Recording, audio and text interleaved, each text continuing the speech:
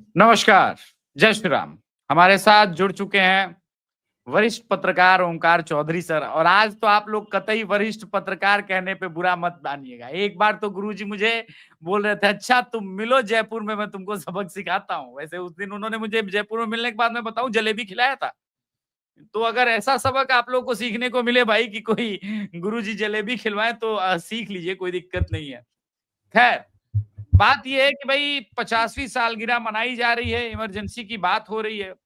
ऐसे में 2 लोग बड़े सामने आए, एक तो हमारे खड़गे साहब आए। उन्होंने कहा 50 साल हो गया, अब बात करने को क्या ही रह गया है। थोड़ी देर में अनुपम मिश्रा सर भी जुड़ेंगे, वो अभी अपने शो में हैं।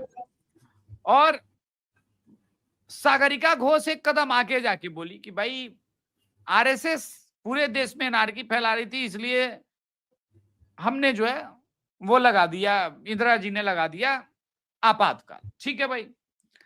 अब सागरिका घोष जी के पुराने ट्वीट्स को देखें तो उसमें तो इमरजेंसी के लिए इंदिरा गांधी को दोषी बता रही थी। अब वो चली गई हैं तृणमूल कांग्रेस में, ठीक है, तो उसको लेकर के अब आरएसएस को दोषी बता रही हैं। तो रियल में क्या है, वास्तविकता में क्या हुआ, इन सब के बारे में हमारे साथ सबसे पहले तो ओमकार चौधरी सर जुड़े और मैंने स्पेशली आज फोन किया ओमकार चौधरी सर को क्योंकि भाई एक यही है हमारे बीच जिन्होंने अपनी आंखों से उन चीजों को देखा, सोचा, समझा और आज हमारे बीच लेके आएंगे। तो ये 35 year after emergency we need to value our democracy and its freedom. ठीक है, ये 2010 में इन्होंने ट्वीट किया था, आज कुछ और कर रही है। खैर इमरजेंसी वाज बैड, ये 3 बार उन्होंने कहा, ट्वीट किया और आज संघ तो अच्छा है, इमरजेंसी ठीक है। सर स्वागत है सर शो में। बहुत बहुत धन्यवाद याद करने के लिए और आपके सभी दर्शकों को भी मेरा नमस्कार। बहुत बहुत प्रणाम सर। तो इतनी डरी क्यों है, अगर इमरजेंसी पर चर्चा हो रही है तो डरी क्यों है? देखिए, पहले तो हम जरा ये जान लें कि इमरजेंसी लगी क्यों थी, लगाई क्यों गई थी।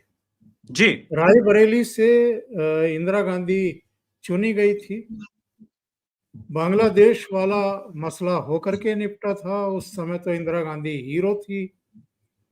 और जो इमरजेंसी लगी और इमरजेंसी के दौरान जो अत्याचार हुए तो ये जीरो हो गई, खलनायक हो गई, नायक से खलनायक हो गई। इमरजेंसी लगाई उन्होंने इसलिए थी कि इलाहाबाद हाई कोर्ट के जज जगमोहन सिन्हा साहब ने इनका रायबरेली का चुनाव रद्द कर दिया था। जी और ये आरोप लगाए गए थे उस पूरे मामले में कि इन्होंने सरकारी मशीनरी का दुरुपयोग किया था। वो सिद्ध हो गए थे, इनका चुनाव रद्द कर दिया गया था। 6 साल के लिए चुनाव लड़ने पर पाबंदी लगा दी गई थी और इसके चलते इंदिरा गांधी को लगा कि अगर मैं प्रधानमंत्री पद छोड़ूंगी तो मेरी जगह कोई और प्रधानमंत्री बनेगा, क्योंकि हमारे संविधान में ऐसी कोई व्यवस्था नहीं है कि अगले चुनाव तक इंतजार किया जाए और कोई कार्यकारी वैसा बना दिया जाए या राष्ट्रपति शासन लगा दिया जाए। किसी नए प्रधानमंत्री को तो आना ही होता है। प्रधानमंत्री पद किसी और के पास जाए, ये इंदिरा गांधी को बर्दाश्त नहीं था। तो उनके 2-3 सलाहकार हुआ करते थे, वीसी शुक्ला हुआ करते थे, बंसीलाल हुआ करते थे, एक राय साहब थे बंगाल के, सिद्धार्थ शंकर रे, कई लोग थे और संजय गांधी तो खैर थे ही।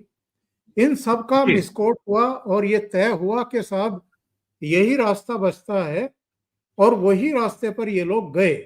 एक घटना और हुई थी, रामलीला मैदान में एक बहुत बड़ी रैली हुई थी जेपी साहब की जी और जी दिन में उन्होंने एक भाषण दिया था और जो हमारे सुरक्षा बल हैं, जो हमारी सेना है, उनका ये आह्वान किया था कि अगर ये लेडी आपको कोई भी ऐसा स्टेप उठाने के लिए कहे जो आपको लगे कि ये संविधान के विरुद्ध है, कानून के विरुद्ध है, तो आप उसको मानने से इनकार कर देना। बस ये जो सेंटेंस था, ये इंदिरा गांधी को लगा कि बस इसको पकड़ो और देश पर इमरजेंसी थोप दो। ये गांधी शांति प्रतिष्ठान है इंडिया, ये आपके ITO के पास। वहां पर मच्छरदानी लगा करके सो रहे थे अपने JP साहब, और उनको गिरफ्तार किया गया रात को जब इमरजेंसी लागू की गई।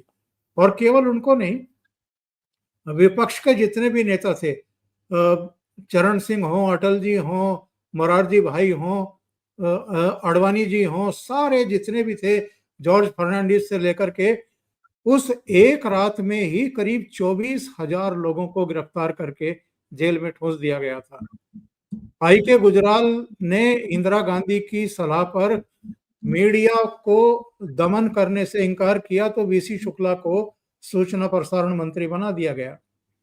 और उसके बाद जो कुछ हुआ वो बाद में अडवाणी जी ने एक सेंटेंस में उसको बताया था कि मीडिया को झुकने के लिए कहा गया था और मीडिया रेंगने लगा था। केवल इंडियन एक्सप्रेस को, गोयनका साहब को छोड़ करके बाकी सब रेंग ही रहे थे उस समय। केवल इंडियन एक्सप्रेस था जिसने एडिट नोट की जगह को खाली छोड़ दिया था विरोध के स्वरूप।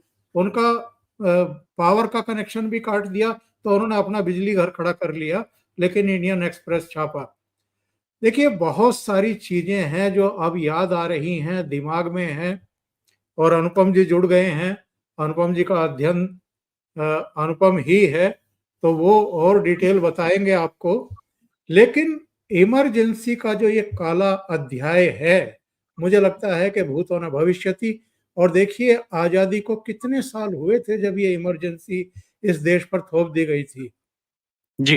मिलाकर के आप लगाएं तो 1947 और 1975, तो उस हालत में केवल 22 साल के भीतर आपने इस देश पर जो है इमरजेंसी थोपने का काम कर दिया था।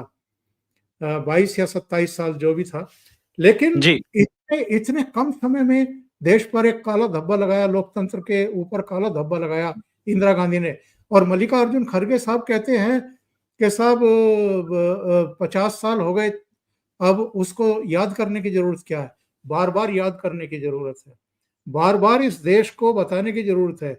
और तब के बाद तो तीसरी पीढ़ी है, इस यूथ को बताना बहुत जरूरी है कि इन लोगों ने वो क्यों किया था। इंदिरा गांधी ने केवल अपनी कुर्सी बचाने के लिए, प्रधानमंत्री पद बचाने के लिए ये काला कारनामा किया था, और ये कैबिनेट की कोई इसमें सहमति नहीं ली गई थी। सीधे उठी और जाकर के फखरुद्दीन अली अहमद को कहा कि आप साइन करिए, और इमरजेंसी लागू कर दी गई। अगले दिन सुबह कैबिनेट ने उसकी संस्तुति की थी। तो ये चीजें देश को पता नहीं लगनी चाहिए। अनुपम सर हमारे साथ जुड़ गए हैं। मैंने स्पेशली रिक्वेस्ट किया था इसी एपिसोड के लिए। अनुपम सर, मुझे तो बस मैंने जो किताबों में पढ़ा वो एक आइकॉनिक तस्वीर याद आती है, जॉर्ज फर्नांडिस की ऐसे हथकड़ी बांधे हुए। लेकिन सागरिका घोष का इतने दिनों के बाद ये याद आना, हालांकि वो भी पैदा हुई थी कि नहीं इमरजेंसी के वक्त, आई रियली डाउट। जब आप लोगों की ये हालत है तो मुझे नहीं लगता कि आप लोग से ज्यादा 50-60 साल वो बड़ी हैं। खैर, उन्होंने कहा कि आरएसएस ने एकदम एनार्की फैला रखी थी पटना के। अब चूंकि मैं पटना से हूं तो मुझे पता है कि JP आंदोलन हुआ था। तो क्या लालू प्रसाद यादव एनार्किस्ट थे? मुलायम सिंह यादव एनार्किस्ट थे? उनकी बिटिया का नाम मिसा है सर।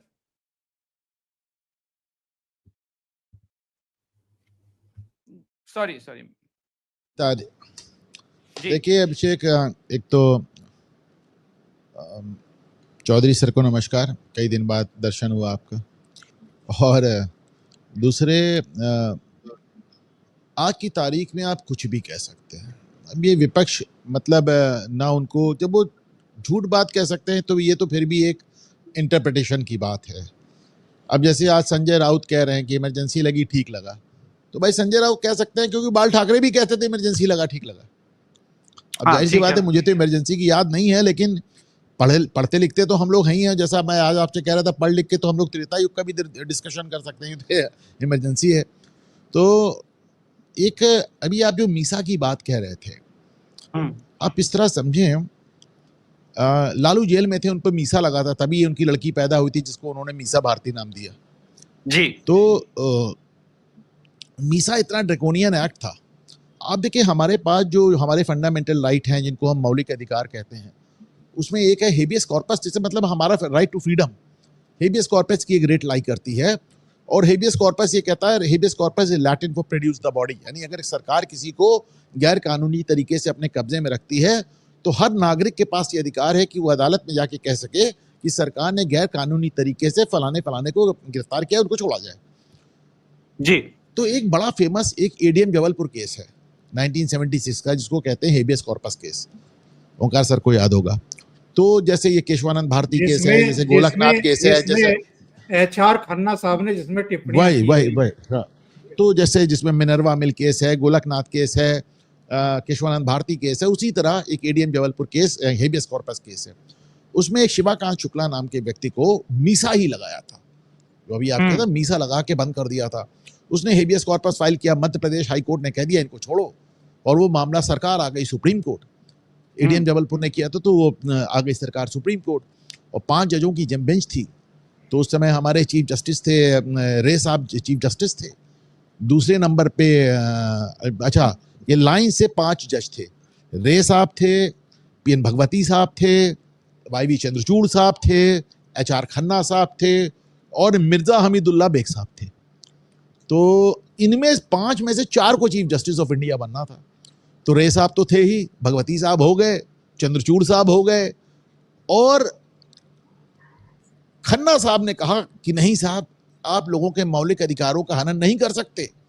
तो 4:1 जजमेंट आया। तो 4 जजेस ने कहा, रे साहब ने, भगवती साहब ने, बेग साहब ने और चंद्रचूड़ साहब ने, कि सरकार को हक है कि तुम्हारे मौलिक अधिकारों को भी खा सकती है। सोचिए क्या है, सुप्रीम कोर्ट कह रही है कि सरकार को पूरा हक है कि तुम्हारा मौलिक अधिकार पीस के खा जाए। और बेग साहब चूंकि चीफ जस्टिस ऑफ इंडिया इनको नहीं बनना था, तो ये तो मक्खन लगाने में इतना आगे चले गए, इन्होंने आदेश में लिखा कि सरकार तुम्हारे ऊपर एहसान कर रही है, तुमको फ्री में जेल में रख के रोजी रोटी दे रही है। ये आप सोचिए, अरे लिखित आदेश है भाई सुप्रीम कोर्ट का। ये मेंटेनेंस ऑफ इंटरनल कि लोग कुछ सुने, कुछ लोग जाने। Maintenance of internal security act Misa उसके। तो हाँ, तो साहब 4 जजेस ने कहा कि सरकार माई बाप है, कुछ भी कर सकती है। एक जज था जिसने कहा नहीं कर सकती, हंसराज खन्ना। तो हंस अगला CGI जब बना, उनके नौबत आई हंसराज खन्ना की, तो इंदिरा गांधी ने हंसराज खन्ना को ना बना के मिर्जा बेग को बना दिया, जो कह रहे थे सरकार तुम्हारे ऊपर एहसान कर रही, तुमको जेल में रख के फ्री की रोजी रोटी दे रही है, तुमको सरकार का एहसान मंद होना चाहिए, सरकार ने तुमको जेल में रखा। उन्होंने ऐसा आदेश में लिखा है, you should be grateful to the government कि तुमको सरकार जेल में, सुनो उन्होंने कहा जेल में तुमको सुरक्षा भी दे रही है, खाना पीना भी दे रही है। वाह साहब वाह, कमाल बात। तो उन्होंने क्या किया, HR खन्ना साहब को इंदिरा गांधी ने किनारे करके बेग साहब को चीफ जस्टिस ऑफ इंडिया बना दिया। HR खन्ना साहब ने रिजाइन कर दिया, उन्होंने कहा अपने जूनियर के अंडर में काम नहीं करेंगे। उन्हीं के सगे भतीजे संजीव खन्ना इस समय भी चीफ जस्टिस ऑफ इंडिया हुए। HR खन्ना को बाद में विपक्ष ने राष्ट्रपति पद का उम्मीदवार भी बना के लड़ाया था, खैर उनको जीतना नहीं था, नहीं जीते। तो बहरहाल उनकी नर्व थी। जिस तरह इलाहाबाद हाई कोर्ट को हमेशा जगमोहन लाल सिन्हा साहब, जस्टिस जगमोहन लाल सिन्हा साहब के नाम से याद किया जाएगा, उत्तर सुप्रीम कोर्ट को हमेशा जस्टिस हंसराज खन्ना साहब के नाम से याद किया जाएगा। लेकिन मैं आज एक बात कह रहा था, मैं अभी अपने चैनल घूमता जो इमरजेंसी लगी, तो भाई करीब 2 साल तो इंदिरा गांधी ने ठोक के राज किया। उसके बाद 2.5 साल के लिए वो सत्ता से हटी। 1971 में चुनाव हुआ तो 352 सीट मिली थी, 1980 में लौट के आई 353 सीट के साथ, 1 सीट बढ़ा के, इतनी सीट जो आज तक नरेंद्र मोदी को नहीं मिली। तो इंदिरा गांधी को तो फायदा ही हुआ, पहले ठोक के उन्होंने इमरजेंसी में लोगों को ठोका, 2.5 साल बाद लौट के आई, मरते दम तक प्रधानमंत्री नहीं, उसके बाद उनका लौटा प्रधानमंत्री रहा, उसके बाद उनका पोता प्रधानमंत्री का उम्मीदवार हो गया, उनकी बहू प्रधानमंत्री की उम्मीदवार। तो राज देखिए इमरजेंसी के जितने कैरेक्टर, इंदिरा गांधी को फायदे हुआ। दूसरा कैरेक्टर था राजनारायण, जिसने इंदिरा गांधी को चुनौती दिया था, तो वो साहब चरण सिंह का हनुमान बन गए, तो वो हेल्थ मिनिस्टर बन गए और भारत सरकार के उनको बड़ा फायदा हुआ। तीसरा कैरेक्टर थे हमारे जस्टिस जगमोहन लाल सिन्हा, तो वो तो खैर अमर हो ही गए, उनके लड़के भी साहब हाई कोर्ट के जज बन गए। चौथे कैरेक्टर थे हमारे सतीश चंद्र खरे, जो कि इंदिरा गांधी के वकील थे, जो मुकदमा हार गए थे, उनके भतीजे justice VN Khare chief justice of India बन गए। 5वें कैरेक्टर थे शांति भूषण, जो कि इंदिरा गांधी के खिलाफ वकील थे, वो लॉ मिनिस्टर बन गए। उनके साहबजादे प्रशांत भूषण आज तक उछल कूद लगा मचाते रहते हैं। छठे कैरेक्टर थे ननी पालखी वाला, जिन्होंने इंदिरा गांधी का मुकदमा सुप्रीम कोर्ट में लड़ा। उनसे मोरारजी देसाई इतना इंप्रेस हुए कि जब उनकी सरकार आई तो ननी पालकी वाला को उन्होंने अमेरिका में राजदूत बना के भेज दिया। तो भाई, और सातवें कैरेक्टर थे जस्टिस वी कृष्णा अय्यर, जो कि सुप्रीम कोर्ट में जिन्होंने इंदिरा गांधी को आंशिक राहत दी थी, तो वो भी साहब अमर हो गए। जस्टिस वी कृष्णा अय्यर वो आदमी जिन्होंने जनहित याचिका की शुरुआत की थी जस्टिस पीएन भगवती के साथ मिलकर, जिन्होंने पीआईएल का सिस्टम लागू कर दिया। बड़े कम्युनिस्ट वामपंथी जज थे। जज होने से पहले वो मंत्री थे केरल में, जज होने के पहले वो केरल में मंत्री थे, फिर जज हो गए। तो मेरा तो मानना ये सबका साथ सबका विकास हुआ। अगर कोई लॉस हुआ तो ले लेंगे भारत की जनता का। भारत की जनता पीस दी गई, बुरी तरह पीस दी गई।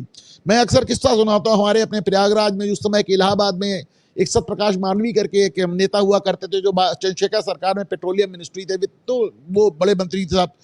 तो उनका इकलौता लड़का गंगा जी में संगम में डूब के मर गया, इकलौता ओनली सन। तो इंदिरा गांधी को पता चला तो उन्होंने कहा भाई बहुत बुरा हुआ, उनको ऐसा करो कि उनसे एक माफीनामा लिखवा के उन्हें छोड़ दो, जाके कम से कम अपने बच्चे का अंतिम संस्कार कर लें। लेकिन साहब उस जमाने में लोग भी कितने आदर्शवादी होते थे। मालवीय जी को चूंकि मैं हमारे पारिवारिक फ्रेंड थे, मैं जानता हूँ, उन्होंने कहा मैं माफी मांगू, तुमने मुझे गलत गिरफ्तार किया इंदिरा, और तू मुझसे कह रही मैं ही माफी मांगू। अरे तुम गलती में ही हो, तुम माफी मांगो। इंदिरा को कौन सा माफी मांगना था। मालवीय जी को नहीं छोड़ा, वो अपने इकलौते लड़के का अंतिम समय मुंह नहीं देख पाए, लेकिन उन्होंने माफीनामा नहीं लिखा। तो बड़े बड़े किस्से साहब हम लोग यहाँ पे सुनते रहते हैं। और किस तरह आपको मालूम है, जो जिरह होती है, जो क्रॉस एग्जामिनेशन होता है, केवल डिस्ट्रिक्ट कोर्ट में होता है, हाई कोर्ट में नहीं होता है। ये पहली बार हाई कोर्ट में हो रहा था, और वो भी किसके लिए, प्राइम मिनिस्टर की जिरह हो रही थी, इंदिरा गांधी की जिरह हो रही थी। तो आप सोच के देखें, अच्छा जब इंदिरा गांधी आई तो इतना उनका भौकाल, इतना उनका जलवा साहब, पूरी देश विदेश का सारा मीडिया यहाँ इकट्ठा, पूरी पब्लिक इकट्ठा कि इंदिरा जी आ रही हैं कोर्ट में पेश होने, कि जस्टिस जगमोहन लाल सिन्हा को बाकायदा आदेश करना पड़ा कि जब इंदिरा कोर्ट के अंदर घुसेंगी तो कोई खड़ा नहीं होगा, क्योंकि हाई कोर्ट के अंदर सिर्फ हाई कोर्ट जज के लिए खड़े होते हैं। तो उसके बाद जो इनके सतीश चंद्र खरे जो वकील थे, उन्होंने कहा कम से कम कुर्सी तो दीजिए साहब। इनको फिर कुर्सी दी गई, 2 दिन उनकी जिरह हुई बाकायदा। तो सब बड़ा इतिहास बना साहब, इलाहाबाद हाई कोर्ट में इतिहास बना। और फिर मैं समझता हूँ कि इंदिरा गांधी ने बहरहाल जो एक इमरजेंसी का फैसला किया, मैं इतना जरूर कर, हालांकि उसके देखे डिफेंड करने वाले बाल ठाकरे टाइप के लोग तमाम उसको डिफेंड भी करते हैं। तमाम लोग ये भी कहते हैं, आपको अपने बुजुर्गों में तमाम लोग ये कहते मिल जाएंगे कि साहब ट्रेनें टाइम से चलती थी, ब्लैक मार्केटिंग खत्म हो गई थी, अनाज की ब्लैक मार्केटिंग खत्म हो गई थी, कपड़े की ब्लैक मार्केटिंग खत्म हो गई थी, राशन की, तेल की ब्लैक मार्केटिंग खत्म हो गई थी, ट्रेन लेट नहीं होती थी, बस लेट नहीं होती थी, सरकारी अधिकारी, सरकारी बाबू हमेशा अपनी जगह मिलते थे। ये बात सच है। बहुत लोग अच्छा लोग कहते हैं स्मगलिंग बंद हो गई थी, अपराध कंट्रोल में आ गया था। तो एक थोड़ा सा दुर्भाग्य कि भाई इमरजेंसी की तारीफ करने वाले भी लोग मिल जाते हैं, लेकिन दिक्कत ये है साहब कि इमरजेंसी तो मैं कभी नहीं चाहूंगा इस देश में लौटे, लेकिन कभी कभी मुझे ये लगता है कि हमने लोकतंत्र को भी कुछ ज्यादा ही फैला दिया है। जिस तरह इमरजेंसी खराब थी, वैसे ही आज हम ओवर लोकतंत्र के भी शिकार हैं। हाँ वो तो है, नहीं उस पर मेरा आगे चर्चा का विषय था, लेकिन आपने जो बोला ना कि ये अच्छा ये आपकी तरफ से इको आता है, हाँ तो एक चर्चा तो ये भी है, ठीक है, लालू प्रसाद यादव बेनिफिशियरी हुए। मेरे मूल प्रश्न का खैर आपने जवाब नहीं दिया कि क्या लालू प्रसाद यादव एनार्किस्ट हैं। फिर सागरिका घोष से वैसे ये मेरा हैं, जय लालू यादव एनार्किस्ट हैं, मैं मानता हूं। इमरजेंसी के दौरान उनकी क्या भूमिका रही उसको आप जाने दें, बाकी लालू यादव एनार्किस्ट हैं। चलिए ठीक है। ओमकार सर, इन सब के बाद भी अब जब इस प्रकार से बात होती है कि हमें याद नहीं करना चाहिए, एक काला अध्याय था, लोगों को पता नहीं चलना चाहिए डेमोक्रेसी को किस प्रकार से इंदिरा ने कुचला, तो साहब सब कुछ तो फिर गांधी जी के ही आदर्श के नाम पर आज भी पार्टी पाले हुए, और कम से कम गांधी के आदर्शों को तो जरूर कुचला होगा जो भी ये था। आखिर जेपी आंदोलन के कारण ये हुआ, या इंदिरा गांधी अपने आप को लार्जर देन इंडिया समझने लगी थी? देखिए दोनों तीनों चीजें हैं। इंदिरा गांधी भी अपने आप को भारत समझने लगी थी, ये गलतफहमी थी उनको। दूसरे जेपी का जो आंदोलन आपकी ही भूमि से शुरू हुआ था, बिहार से शुरू हुआ था, और उस समय महंगाई चरम पर थी, भ्रष्टाचार चरम पर था। ये सारे कारण थे, इसमें कोई दो राय नहीं है। लेकिन सबसे बड़ा कारण जो है वो ये था कि जो यूथ था देश का, वो जेपी के पीछे खड़ा होता हुआ दिखाई देने लगा था। और उस समय बहुत सारे लीडर ऐसे, उनमें आपके जो अब तो सबकी उम्र हो रही है, लालू हो, नीतीश हो, पूरा जो समाजवादी कुनबा था जो फिर खंड खंड हो गया और अलग अलग राज्यों में बिखर गया, और उसकी अलग अलग समय पर अलग अलग भूमिकाएं भी हमें देखने को मिली। जनता पार्टी में बहुत सारे लोग समाहित हो गए थे, फिर बाद में जनता दल बना तो उसमें भी उनमें से अधिकांश चेहरे आ ही गए थे। ऐसे लोग भी थे जो पुराने कांग्रेसी हुआ करते थे और अलग अलग समय पर कांग्रेस से छिटके थे, और उनके अपनी नीतियां, कार्यक्रम, उनके सिद्धांत, उनके मूल्य, तमाम चीजों को लेकर के कांग्रेस से उनके टकराव थे, नेतृत्व से टकराव थे। लेकिन आगे बढ़ने से पहले मैं आपके दर्शकों को एक जरूर सजेस्ट करूंगा कि जस्टिस जगमोहन सिन्हा पर किस किस तरह के प्रेशर डाले गए थे। तब के इलाहाबाद हाई कोर्ट के चीफ जस्टिस भी क्या चाहते थे, ये सब कुछ उपलब्ध है। आपकी आवाज नहीं आ रही है अनुपम जी। मैं साहब बता दूं, चीफ जस्टिस साहब हमारे उस समय जस्टिस माथुर थे, justice DS Mathur chief justice थे, और उस समय नैनीताल में छुट्टियां मना रहे थे। उन्होंने फोन करके जस्टिस जगमोहन लाल सिन्हा से कहा कि आप अपना जजमेंट जुलाई तक रोक दीजिए, और जस्टिस जगमोहन लाल चूंकि अपना जजमेंट तय कर चुके थे, इसलिए उन्होंने नहीं रोका। हमारे इलाहाबाद के सांसद रोज उनको जाके परेशान करते थे, एलआईयू उनकी इतनी जांच करती थी, उनके पीए को एलआईयू पकड़ लेती थी। उन्होंने अपने टाइपिस्ट को अपने घर पे ही रोक लिया और वहां बैठ के टाइप कराया। और फिर उसके बाद उनके बगल में जस्टिस पारिक थे, उन्होंने मदद की। फैला दिया गया कि सिन्हा साहब बाहर गए हुए। उन्होंने एलआईयू से लेके सांसद से लेके चीफ जस्टिस माथुर से लेके सब ने उन्हें बहुत परेशान किया। एक मिनट सर, मैं भी कुछ एक्चुअली अभी से ओंकार सर जो सवाल पूछ रहे थे, ओके, तो मैंने कहा मैं सारे सवालों का जवाब दे ही दूं, चूंकि यहाँ पे इलाहाबाद हाईकोर्ट में तो आज भी सब चीजों की बड़ी चर्चा होती है, बहुत ज्यादा चर्चा होती है। बिल्कुल नहीं, पूरा कर लेंगे ओमकार सर, उसके बाद मेरे मन में एक क्वेश्चन आया है जी। और सेंटर से लोग आकर के बैठ गए थे, वो हर हाल में जस्टिस सिन्हा से या उनके करीबियों से जानना चाहते थे कि वो क्या फैसला देने वाले हैं। मतलब उस समय का आप थोड़ा जरा कल्पना करिए कि प्रयागराज में, इलाहाबाद में क्या सिचुएशन क्रिएट कर दी गई थी, और इंदिरा गांधी की नींद उड़ गई थी। इंदिरा गांधी की, संजय गांधी की, उनके सारे करीबियों की नींद उड़ी हुई थी। तो ये आलम था उस समय जस्टिस सिन्हा का। क्या उसमें भी जो इंदिरा जी के वकील थे सतीश चंद्र खरे साहब, उन्होंने, एडवोकेट जनरल भी थे यूपी के, तो उन्होंने इंदिरा जी को यकीन दिला दिया था कि मैडम परेशान मत होइए, फैसला अपने हक में आएगा। बल्कि जब इसका फैसला हो रहा था तो सतीश चंद्र खरे साहब नैनीताल छुट्टी मनाने चले गए थे, तो वहाँ उनको पता चला कि जब मोहनलाल सिन्हा साहब ने फैसले की डेट तय कर दी तो भागे भागे आए वो। तो ही वॉज प्रेटी कॉन्फिडेंट कि मुकदमा उनके फेवर में होगा, और बहरहाल उनके खिलाफ फैसला हुआ, और जस्टिस सिन्हा ने अपने ही ऑर्डर को 20 दिन के लिए रोक दिया कि आपके पास 20 दिन का समय है कि आप सुप्रीम कोर्ट चले जाएं। और टेलीप्रिंटर से तत्काल खबर दी गई, और उस समय इंदिरा गांधी को ये खबर दी राजीव गांधी ने, और राजीव गांधी को ये खबर दी टीएन शेषन ने। ठीक है, मतलब जो आपका मूल सवाल था उसको मैं बस संक्षेप में बता देता हूं, ताकि आप आगे फिर अपना जो सवाल करना चाहते हैं अनुपम जी, उनके पास जा सके। देखिए, उस समय जो है, एक तो 20 सूत्री कार्यक्रम इंदिरा गांधी ने जारी कर दिया था, और उसी पुस्तिका में एक 5 सूत्री कार्यक्रम संजय गांधी का भी हुआ, छपा करता था। उसको जो बांटा जाता था और तमाम जगहों पर वितरित करके, और ये समझाने की कोशिश होती थी कि देखो इंदिरा गांधी जो है वो भारत को सुनहरे भविष्य की ओर ले जा रही है। बसों के पीछे लिखा हुआ था हम सुनहरे भविष्य की ओर बढ़ रहे हैं। तो उस समय मजाक भी चलता था कि ये बस जो है सुनहरे भविष्य की तरफ जा रही है। उस समय 4-5 नारे लिखे जाते थे। वो था कि क्या था अनुपम जी दूरदृष्टि, पक्का इरादा, दूरदृष्टि, कड़ी मेहनत, पक्का इरादा, कड़ी मेहनत, पक्का इरादा, अनुशासन, अनुशासन और हाँ, अफवाह फैलाने वाले देश के दुश्मन हैं। क्योंकि हाँ, ये जो नारे हैं ये हम लोगों ने साहब 80 के दशक तक हमारी दीवारों पे लिखे हुए गेरू से लिखे हैं, अफवाह फैलाने वाले देश के दुश्मन हैं।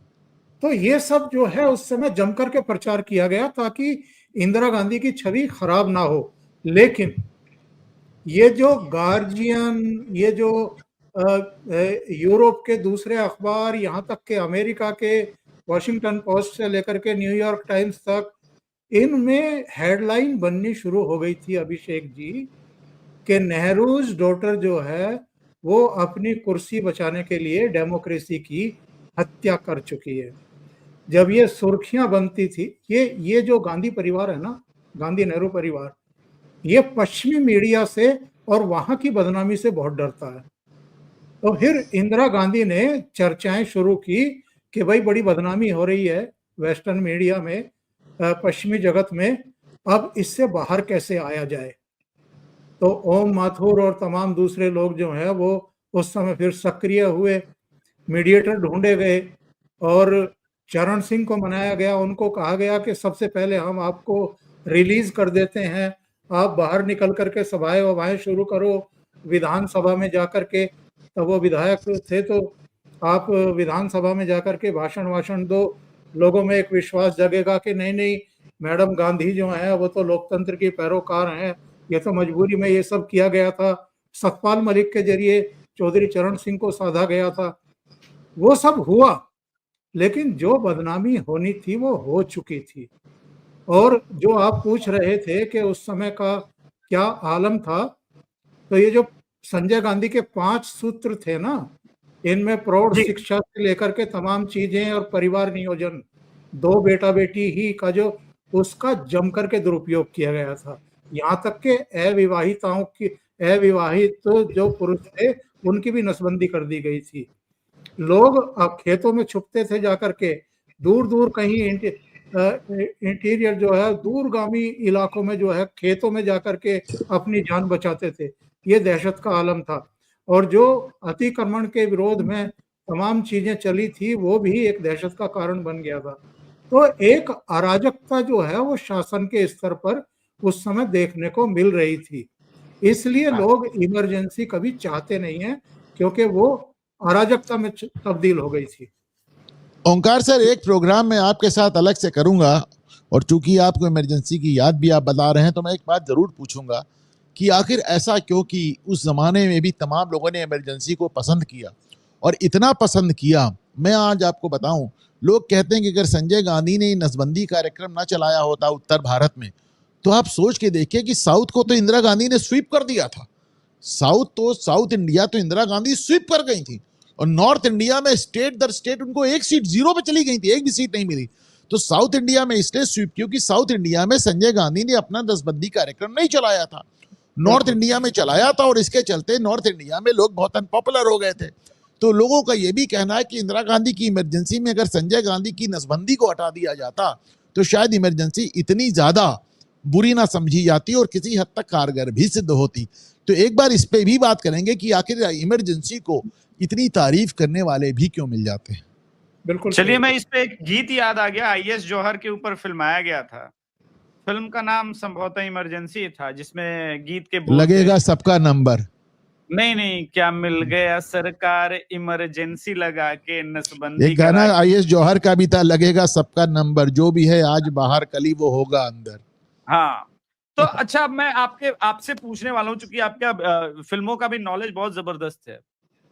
ये जो फ्रीडम ऑफ एक्सप्रेशन की बात के चैंपियनशिप के अवार्ड धारी लोग हैं, किशोर कुमार से लेकर के आईएस जौहर से लेकर के, और मैंने तो सुना आंधी फिल्म भी संभवतः उसकी रिलीज और ये सब टल गई थी। तो देवानंद ने पूरी पॉलिटिकल पार्टी बनाई थी साहब, देवानंद ने पूरी एक नेशनल उसका नाम था नेशनल पार्टी। हाँ, और सारे फिल्मी सितारे उसमें लग गए थे जी।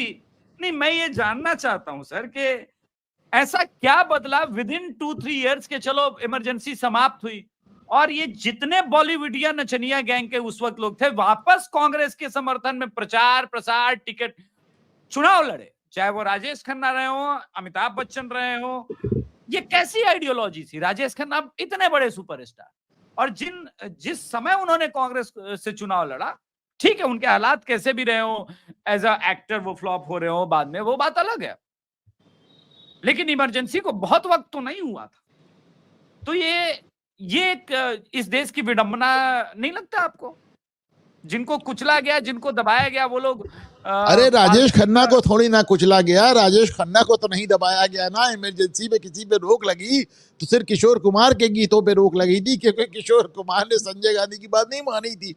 और और जो ये अभी आई के गुजराल वाली साहब बात सर कह रहे थे, उसमें भी ये था कि संजय गांधी ने आई के गुजराल से कहा था कि ऑल इंडिया रेडियो के जो बुलेटिन है वो पहले देखूंगा तब हो जाएगा। उन्होंने कहा ये संभव नहीं है, और वो संभव नहीं है। और उसके बाद वीसी शुक्ला को उन्होंने सूचना प्रसारण मंत्री बना दिया गया। वीसी शुक्ला ने सूचना प्रसारण मंत्रालय को संजय गांधी के पैरों में डाल दिया। तो इसके बाद 1977 में जब चुनाव हुआ और वीसी शुक्ला जब चुनाव हार गए अपना, तो आकाश देखे सर हंसने लगे, इन्हें याद आ गया। तो बड़ा फेमस किस्सा है कि जब आकाशवाणी से प्रसारण हो रहा था कि ये सूचना प्रसारण मंत्री वीसी शुक्ला चुनाव हार गए हैं, तो पीछे से किसी ने कहा अच्छा हुआ। तो ये बात आज तक बहुत पॉपुलर है ये इसको लेकर। लगता है कि एक बार खड़गे साहब के चुनाव हारने पे कुछ ऐसा ही होगा कि कोई कहेगा कि भाई अच्छा हुआ। ये कह रहे हैं कि भाई आरएसएस की साजिश थी। खैर सागरिका घोष वाले मैटर पे आ जाते हैं। लग रहा है बंगाल की इमरजेंसी उनको ज्यादा पसंद आ गई। जिस प्रकार से बंगाल में मुर्शिदाबाद वगैरह में हुआ, तो उनको लगा कि भाई इमरजेंसी ठीक ही ठाक होगा।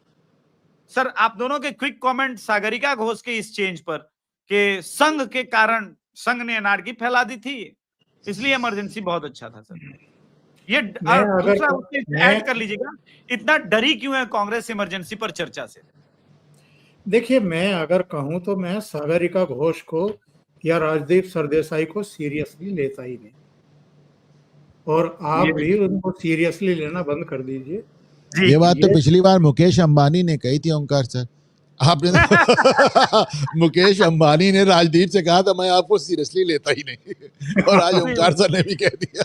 नहीं, राजदीप के ऐतिहासिक बेइज्जतियों के मतलब एक लिस्ट निकाली जाए तो बड़ी लंबी हो जाएगी। अभी नाना पाटेकर ने कुछ दिन पहले कहा तू पत्रकारिता कब सीखेगा रे। देखिए सागरिका घोष पे कोई कमेंट नहीं बनता है। सागरिका घोष के कहने वाली कोई बात नहीं। सागरिका घोष रोज के हिसाब से बयान बदलती रहती। Who is Sagarika Ghosh?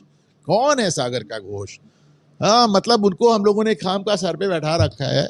तो वो सब बात छोड़े हैं, किसने क्या तारीफ की, किसने क्या की। मेरा सिर्फ ये मानना है, एक बात जो आपने प्रोग्राम की शुरुआत में आपने कही थी और ओंकार सर ने भी कही थी, कि हकीकत ये है कि मैं हमेशा कहता हूँ एक सिक्के के दो पहलू होते हैं। इमरजेंसी के कुछ फ़ायदे भी थे। जैसे आज जब हम देखते हैं कि समाज में किस कदर अराजकता फैली हुई है, तो हम बार बार मोदी जी से कहते हैं कि थोड़ा सा ज़्यादा, तो इतना ज़्यादा लिबरल मत होइए, इतने लोकतांत्रिक मत होइए, थोड़ा डंडा भी चलाइए। और दूसरी बात, इमरजेंसी में कुछ बहुत ज़्यादा अन्याय हुआ, बहुत ज़्यादा अन्याय हुआ। हकीकत यह है कि एक बार जैसे हमारे घर में एक सीनियर पर्सन हमारे घर में एक सीनियर पर्सन हमसे कह रहे थे, अभिषेक, कि बेटा तुम कभी समझ नहीं सकते हो कि आम आदमी हम लोग कितना घबराए रहते थे। हम लोग कुछ भी किसी से, अपने पड़ोसियों से बात करने में डरते थे कि पता नहीं बात कहाँ की कहाँ पहुँच जाए और कैसे की कैसे हो जाए। तो इतना भी आदमी को खौफ नहीं होना चाहिए, बीच का होना चाहिए। लेकिन इमरजेंसी नहीं सही थी। इमरजेंसी के दौरान इस देश को सेकुलर और सोशलिस्ट बनाना नहीं सही था। तो फिर आज जो ओवर लोकतांत्रिक एक एटीट्यूड है, वो भी मुझे बहुत ज़्यादा अपील नहीं कर रहा है। कहीं ना कहीं एक मिडवे निकालना पड़ेगा। और बाकी तो ये है कि साहब, इमरजेंसी है, हमारे देश का एक बड़ा हिस्सा है। हम आज तक स्वतंत्रता संग्राम की बात करते हैं कि नहीं करते हैं? हम आज तक दांडी मार्च की बात करते हैं कि नहीं करते हैं? हम आज तक वेरियस युद्धों की बात करते हैं कि नहीं करते हैं? तो ऐसा कैसे संभव है कि इमरजेंसी की बात ही ना हो? ऐसा कैसे संभव है? और मुझे तो लगता है कि जो भी आदमी वार्ता से भागता है वो अपना नुकसान कर रहा है, अपना नुकसान कर रहा है। उनको तो बहुत खुल के बात करनी चाहिए भाई। आपको बताऊं, देखिए इमरजेंसी के चलते चलते आपको बताऊं, एक थे देवकांत बरुआ, उन्होंने नारा दिया था India is Indira, Indira is India. और जब शाह कमीशन बना इंदिरा गांधी के खिलाफ ज्यादती के लिए जांच करने के लिए, तो उसके पहले सरकारी गवाह बने देवकांत बरुआ।